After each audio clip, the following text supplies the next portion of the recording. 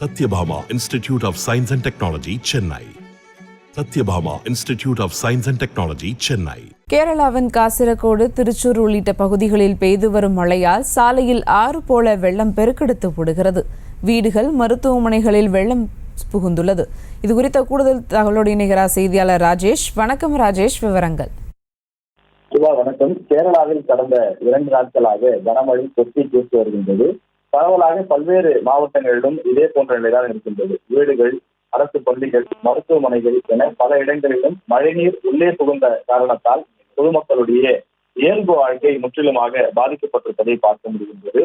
குறிப்பாக இந்த மழைக்கான காரணம் இன்னும் அங்கு பருவமழையும் தொடங்கவில்லை. அதற்கு முன்னதாக தற்போது புயல் சுழற்சி மற்றும் வங்கக்கடலில் நிலவக்கூடிய அந்த குறைந்த காற்றழுத்த தாழ்வு நிலையின் காரணமாக கேரளாவில் இந்த கனமழையானது கொட்டி தீர்த்து வருகின்றது.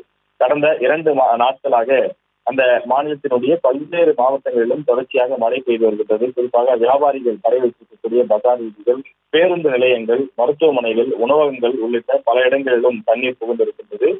மருத்துவமனையிலே அனுமதிக்கப்பட்டிருக்கக்கூடிய தீவிர சிகிச்சை பிரிவு உள்ளிட்ட இடங்களிலும் கூட தண்ணீர் சென்றிருக்கின்றது. இதனால் நோயாளிகள், பணியில் இருக்கக்கூடிய மருத்துவர்கள், செவிலியர்கள் என பலரும் அவதிக்குள்ளாகி இருக்கிறார்கள். வார்டுகளுக்குள்ளேயும் தண்ணீர் உள்ளே தேங்கி நிற்கக்கூடிய அந்த காட்சியை நாம் திரையில் பார்க்கின்றோம். அந்த வார்டுகளிலிருந்து மருத்துவமனையிலிருந்து அந்த தண்ணீரை வெளியேற்றுவதற்கு மோட்டார்களை கொண்டு அவர்கள் தண்ணீரை வேகமாக வெளியேற்றுவதற்கான அந்த முயற்சியில ஈடுபட்டு வருகின்றார்கள். இந்த மழையின் காரணமாக இதுவரை கேரளாவில் 6 பேர் உயிரிழந்திருப்பதாக அந்த அரசு சார்பிலே தெரிவிக்கப்பட்டிருக்கின்றது.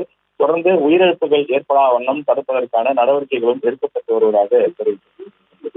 கேரளாவை பொறுத்தவரையில் எர்ணாகுளம், இடுக்கி, திருச்சூர், பாலக்கோடு, மலப்புரம், கோழிக்கோடு மற்றும் வயநாடு அந்த 7 மாவட்டங்களிலும் மழைநீர் ஆரஞ்சு அலர்ட் விடுக்கப்பட்டிருக்கின்றது. மீதம் இருக்கக்கூடிய 7 மாவட்டங்களில் மஞ்சள் எச்சரிக்கையும் கொடுக்கப்பட்டிருக்கிறது. தொடர்ந்து மழை பெய்து வரக்கூடிய நிலையில் இன்றும் கேரளாவில் பரவலாக கனமழை பெய்வதற்கான வாய்ப்பு இருப்பதாக வானிலை ஆய்வு மையம் தெரிவித்துள்ளது. விவரங்களுக்கு நன்றி ராஜேஷ்.